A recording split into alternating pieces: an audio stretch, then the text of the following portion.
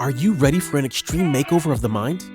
With the producer and host of A Better You podcast, the transformational coach whose assignment is to challenge people to change, grow, and evolve into the individuals they were created to be. Here is Dr. Anthony McFarland, providing you with practical tools and wisdom for everyday life challenges for you to win in life, relationships, and finances. Hey guys, welcome to ABU, A Better You, with Anthony McFarland. As your host, I am always elated and excited and honored for you to stream with me, to watch the various or listen to the various podcasts that we produce.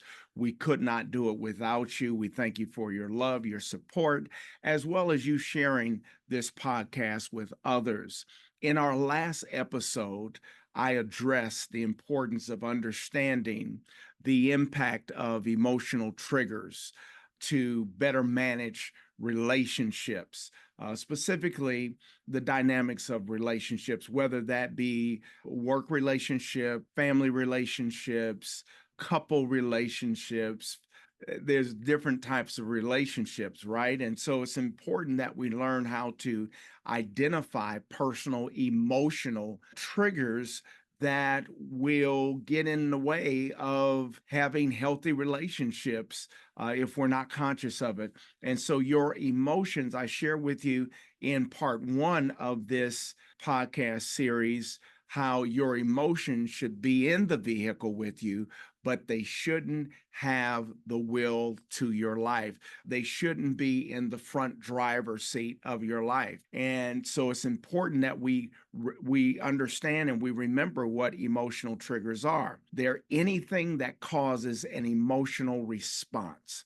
And I like to say an emotional reaction, such as when someone seems to be taking something important away from you, right? I don't know about you, but I experienced some childhood trauma that I didn't even realize were triggers, of course, until I got on the path of doing the work and learning and growing and studying and taking different courses and getting different degrees to help me understand why I am the way I am. But again, when we talk about emotional triggers, a trigger can cause a range of reactions, which include fear, panic attacks, anger, or sadness, feelings of being overwhelmed, out of control in some situations. It can give you feelings of abandonment or helplessness, flashbacks. Something happens and it takes you all the way, 20 years back, 30 years back, and you're like, why is this doing this to me? But probably the more important thing that I want to touch on in this session is the physical symptoms that you will experience when you have not learned how to manage your emotions, when you have not learned how to overcome or lessen emotional triggers. That the side effects have a great impact on our health, like a racing heart, rapid breathing, or this shakiness that happens. But when you think about stress, man, let me share something with you. Stress is an enemy to the body. It's an enemy to the body. And stress is actually the gateway to cancer and several other things. I think it's also important that we take into consideration that when no matter what the relationship is that you're in, that if you're experiencing triggers from past trauma, that's one thing. If you're experiencing triggers that from past experiences, hurts, pains, relationships, whatever, that are showing up and it's something you need to work on, that's one thing. Or the other side of it is when you're the one that is emotionally toxic, reacting to people, places, and things, reacting to something that you don't like, that your boss, your coworker, spouse, or family member has said or done, and you actually then become the one that is the hurricane, right? So it's important that we not be quick to just place blame on other people or say, hey, if you wouldn't have done that, I wouldn't have done this, or we justify how we are reacting to people when we should actually get the tools and the resources for responding to situations and circumstances that happen in our lives within our various relationships. Here's what I want you to understand, that a toxic relationship is one that consistently undermines your sense of well-being, or you're undermining that other person's sense of well-being, happiness, and at times even their safety or your safety. Occasionally, occasionally disagreements or conflicts are normal in any type of relationship, but a continual pattern of emotional harm, disrespect, and manipulation can lead to deterioration in both your mental as well as emotional and physical health. So it's important that you get a handle on your emotions.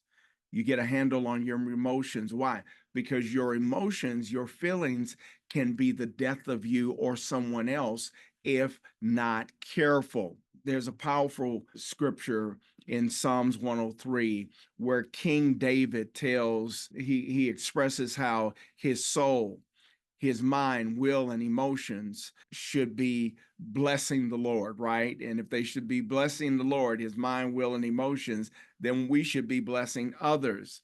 But we can tell our emotions how to behave and walk in the joy of the Lord, but it requires both you and I to do the work, both you and I to gain the tools required for managing our emotions, handling things that have triggered us for far too long, and sometimes causing us to be unhealthy if if you just want to be 100 about it. The truth is, we as human beings have inner voices, and those inner voices determine who we become. That inner voice determines whether it's your inner voice or parents' voice, past voices that kind of determine how we show up in life. So it's very, very important for us to make sure that our inner voice are working on our side rather than against us.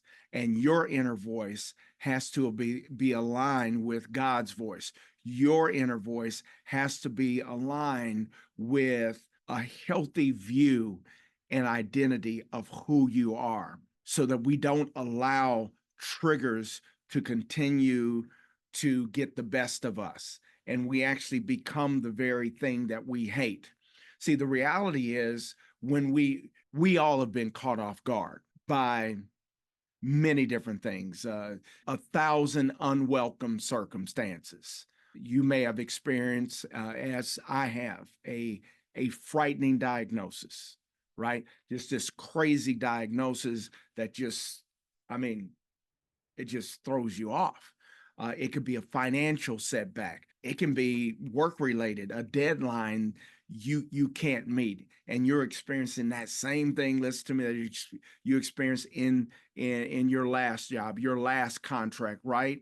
How about a relationship you can't repair, no matter how much you try to make it good, make it right, do your part. There's nothing you can do to repair it. And then we've all experienced the global pandemic, right? Which disrupted everybody's life. So the possibilities are endless, but the results are the same. The truth is, stress, worry, and anxiety can not only overtake you, but can impact your life, health, as well as your relationships. Again, how you show up in life. So we live in a society where most people settle for less than what they really want in their life, where anxiety guides us to make decisions and overwhelm us to the point that we're not who we used to be.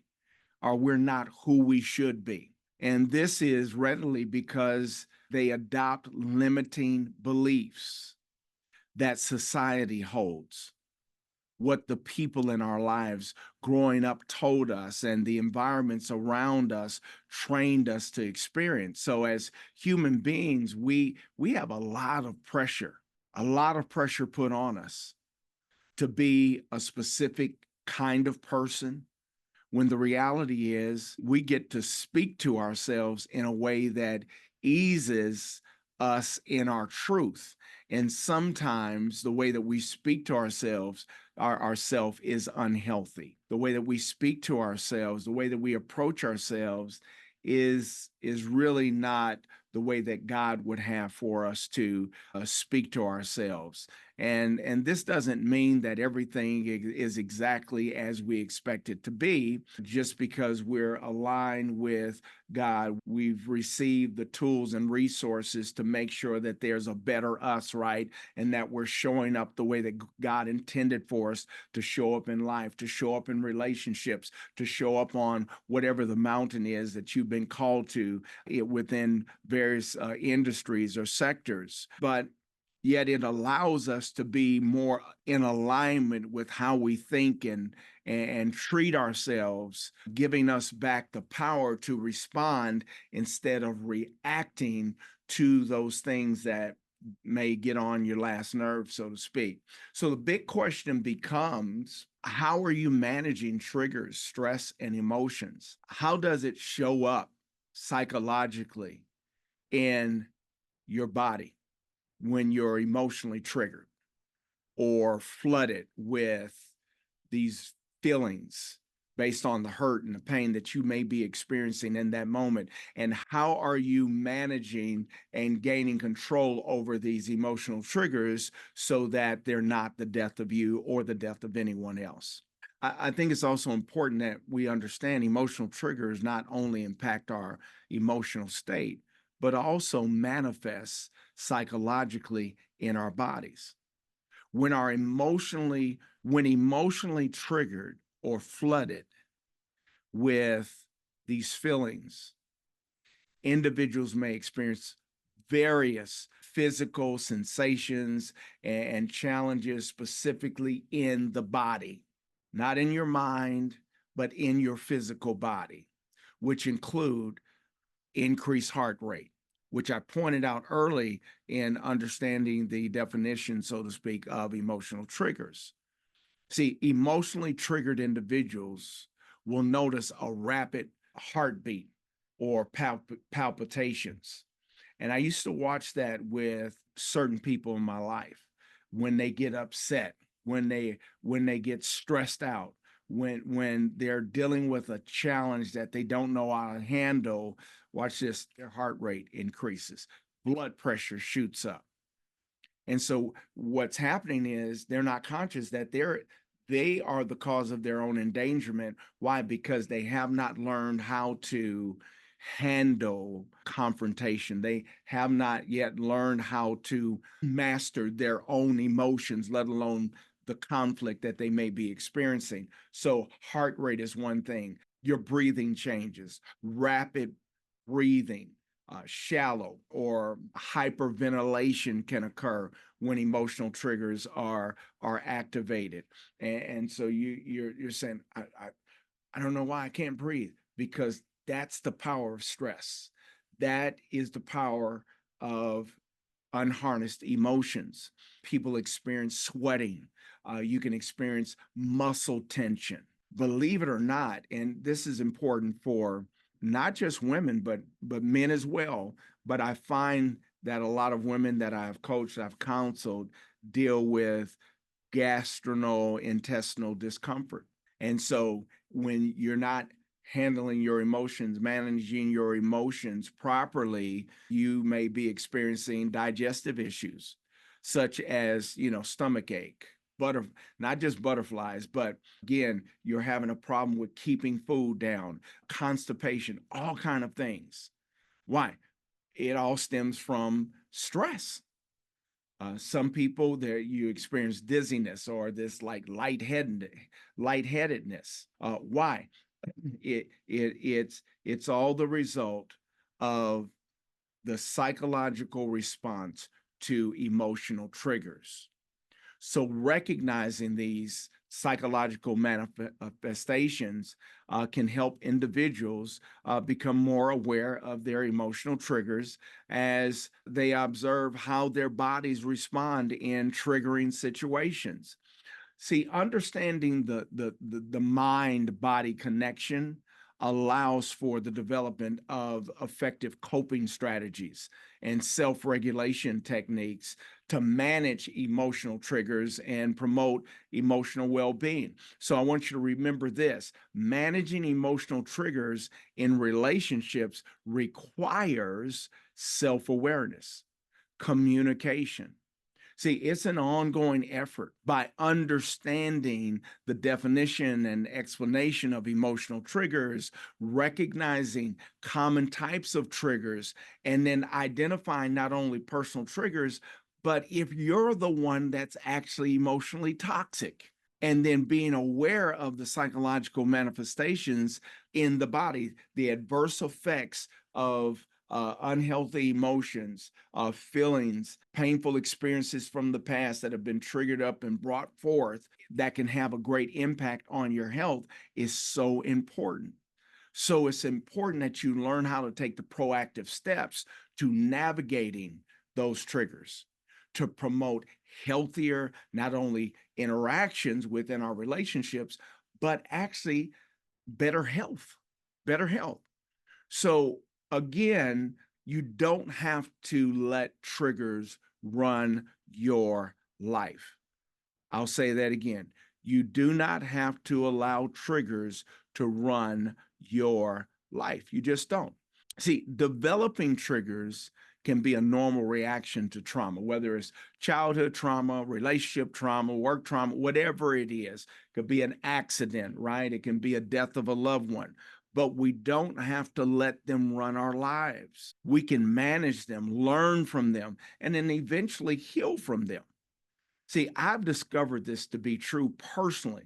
Why? I've experienced a terrible accident. I've experienced a life threatening doctor's report. I've experienced my mother passing away, which was that was my friend. That was my girl. And I like what one psychologist, Vienna Ferron, says avoiding your triggers isn't healing.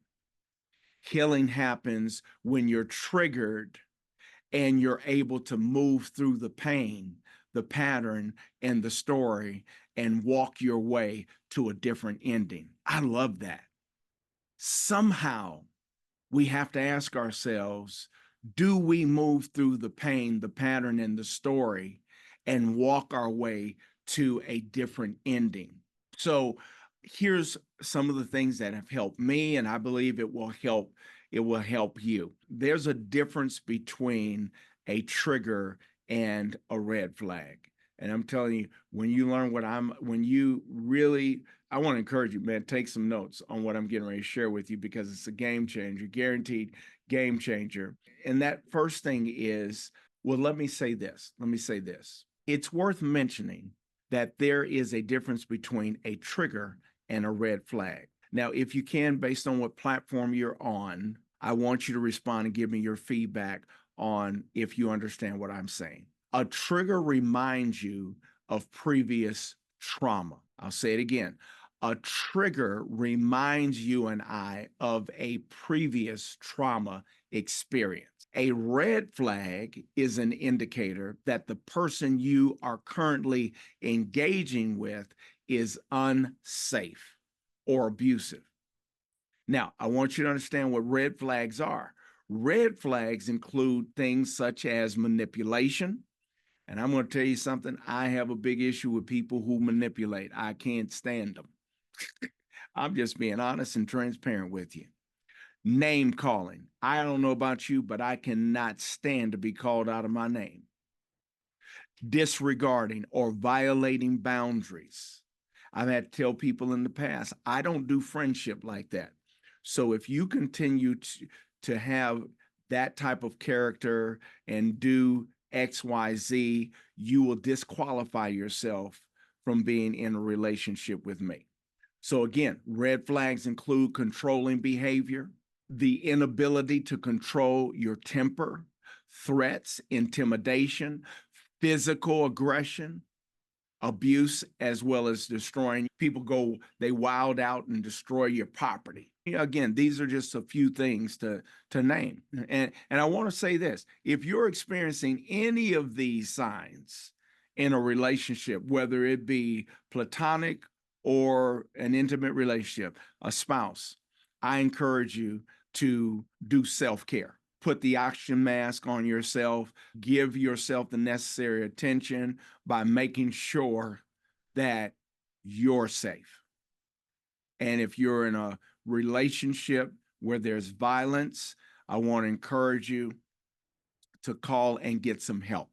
Now, here's the first thing that we need to do. This is going to be quick, but I think it'll be very helpful for you. And again, this is for everybody. You have to take a step back. When you notice any of these signs, stop to consider what just happened and the response it activated. Let's say, for example, you spent the afternoon deep cleaning your apartment, right? My mother used to have us do spring cleaning. And then before the holidays, we have to, we spend all day on a Saturday. I would just hate it, just cleaning the whole house. I mean, cleaning window ledges inside and outside. Getting down into the crooks and crannies of the house, right? But let's just say, again, just as an example, and then your spouse, a family member, whatever, your child, your husband, your wife gets home from work, and you wait excitedly for them to comment, to acknowledge what you've done. And I think we've all experienced this on some level. Instead of them acknowledging and commenting and really showing that they appreciate the hard work, what it is that you did, instead, they head to the kitchen for a snack, then get on the sofa without saying a word to you, cut on the TV, or get on the phone and start talking to a girlfriend or a business partner, blah, blah, blah. And so what happens? You feel disregarded. And so you're disappointed that your hard work unacknowledged. And you start to get angry and frustrated. And what happens? See, here's the physical impact that emotional triggers has. You can start to hear your heart pounding. You can feel your jaw clenching. And it takes everything in you not to snap and say something crazy. And so you may say, hey, notice anything different? Or the other extreme is, see, that's a proper response, right? Hey, John, hey, Maddie, notice anything different when you walked in? Or the reaction is, I can't believe you're so obvious or oblivious to what I've done, how I cleaned this house up. So again, you have to take a step back and you have to take into consideration what just happened that's causing this trigger, right? And cause you to react versus respond to the situation or circumstance with that individual. Now, once you start to identify what's going on, what's happening, because you took a step back, you then have to trace the roots of it. So remember, I said when I was a kid, my mother would have us do all this cleaning, but actually every week, me and my brother, we had to clean the house. That was our chores. You cannot go anywhere until you clean this house. And we knew that if mom wasn't there, we were going to get an inspection later. And so mom was going to say, hey, you did a good, see, watch this, pre-programming. Hey, you guys did a good job cleaning up. Or you know what? You missed that. You didn't do that. And oftentimes we take all of those things into our future relationships. Matter of fact, my wife, she'll clean up. I clean up as well. But she'll clean up or whatever. And so she hey, I would come in and I would say, well, she'll say, oh, the kids cleaned up. We all cleaned up. And there was no lines in the carpet. Well, because, I was kind of brought up I was brought up in a military structured home because my father was in the military and that sort of thing. There had to be lines in the carpet. So although you cleaned up, it's sending a message. I'm pointing out that there's no lines in the carpet. And then she's taking that as you're not appreciating what I did do. And so then, she told me, well, you can put your own lines in your own carpet. And so that's, that's how we resolved that. So I started putting lines in my own carpet. So again, the next thing that you have to do is you have to trace the roots of your reactions. Why are you allowing these triggers to have an adverse effect on you? So maybe, it suddenly seemed as if, again, you were a teenager again, trying to make the house look perfect to earn approval from your parent. Again, when the emotional trigger starts to fire up, you have to make sure that it doesn't transport you back to that time in your life when you felt like not you weren't good enough, but it was not good enough. And oftentimes we don't understand there's a difference between our who and our do. So when we're in friendships or when we're in relationships, marriages, when someone is addressing us, we take it as our who and versus them addressing our do, what we did. And so we take it personal when it really shouldn't be personal. They're just talking about what we did that they didn't like, they didn't care for, or we could have did different. The next thing that you have to do, and this is a big one, which requires you to let go of your ego, which requires you and I to not be prideful, and that is you have to own it. Our triggers and our actions, when triggered for whatever that matter was, is ours to own. Being triggered might explain some of our behaviors and responses or reactions, but we can't use it like a get out of jail free card. We're still responsible for our actions and reactions, even when we're triggered, good, bad, or indifferent. In other words, you don't get a get out of jail free card just because that happened to you when you were a child and you still have not learned how to deal with those unharnessed emotions and the hurt and pain from the past. You got to do the work and stop shifting the blame on the other person or the other people, whether it's at work or within your family unit, at church, wherever it is. You have to own your stuff. And sometimes, in some cases, you might find it helpful to share with the people around you when you're feeling a little triggered. And perhaps there are minor adjustments that they can make to help you navigate what's happening. And specifically, that's within your family unit. Oftentimes, that doesn't necessarily work at work, doesn't work at work, right? In the workplace, because people are there to do an assignment. Nothing's personal. So most people could care less about your feelings and your emotions in the workplace. It's just the truth. Why? Everybody's there to do a job, get paid, and take responsibility for what they're supposed to be doing. However, when we are triggered, ultimately, again, the onus for managing our emotions or our emotional responses is on us. It's on us. It's on you and I. Now, the next thing that's so important that you do is get curious. So again, the first thing that you need to do is take a step back. The next thing, you need to trace the roots of that pain, that trigger, right? And then you have to own it. And then once you own it, it's good to get curious. Get curious. Ask yourself questions like, what is triggering me right now? Is it an internal trigger, such as a memory or a feeling of sadness, loneliness, abandonment? You experienced divorce as a child, your parents' divorce, anxiety, anger, fear, vulnerability, or feelings as if just you're out of control? Or is it an external trigger, such as a smell, a location, a date, an anniversary, a reminder of trauma, witnessing trauma, an argument, or a loss? You got to ask that question, what's triggering me right now? Again, this is you doing the fact finding with yourself. This is you being your own investigator. And here's a big one, another big question that you have to ask yourself and have some dialogue with someone about, and that is, What is the story I'm telling myself? I find that that's the greatest challenge that a lot of people have. It's about the story you're telling yourself. Sometimes we get triggered because we tell ourselves a story about another person's intentions, motives, or actions that are totally not true. It's you concluded this in your own mind. You've made this story up about them because you haven't really talked to them, or maybe you tried to talk to them and they seem nonchalant, but you really didn't sit down and have a heart to heart for them to understand you, for you to understand them. And believe it or not, they could be dealing with some of the very same things that you deal with, but because you don't talk, there's no communication, you've come up with your own story about that person.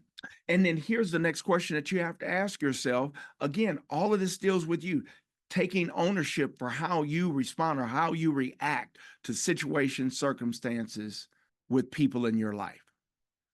And here it is. Where is this response coming from?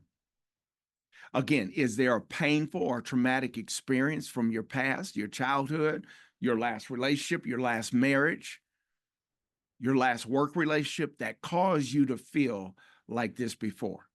For an example, if you find yourself feeling a deep sense of pain whenever a key leader or a coworker transition off your team out of your department, and you automatically, for whatever reason, you're not conscious of it, you notice that there's a desire to cut them off immediately and completely as soon as they said they were leaving.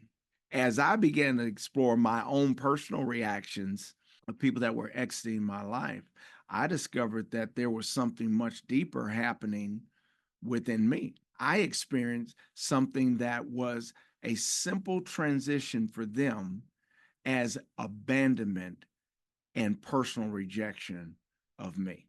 And so each time someone moved on, or it was just their time and their season was up, whether it was oftentimes in ministry or again my personal life, all these childhood abandonment, childhood triggers would resurface, or not triggers, but pain would start to resurface, causing me to relive those old traumas. So recognizing that helped me reorientate myself to the reality that I was not being abandoned or rejected. And over the years, I've learned to embrace the fact that change is a normal part of life. And the nurture of some relationships is seasoned, or shall I say, the nature of some relationships are seasonal. People come in and out of your life for different reasons.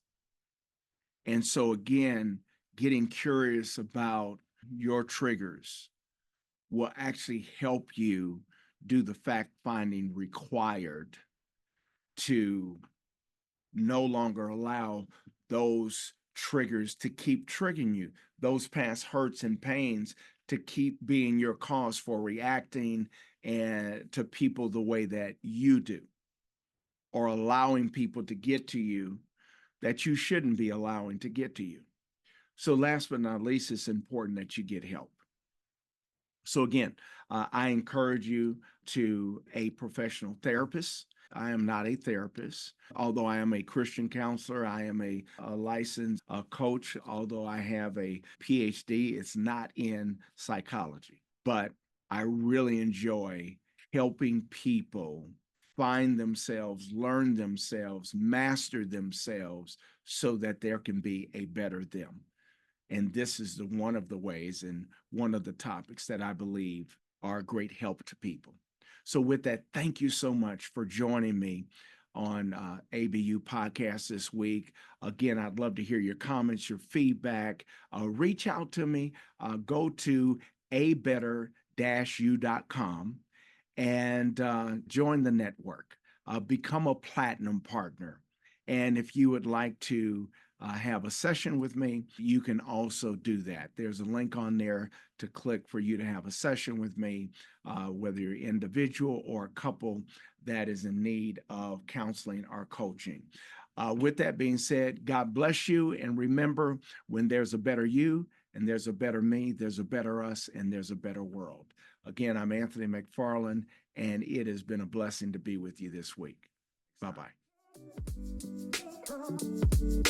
Thank you for tuning in to a Better You program with Anthony McFarland. Don't forget to like, subscribe, and follow on your favorite podcast platform so that you never miss an episode. Thanks for listening.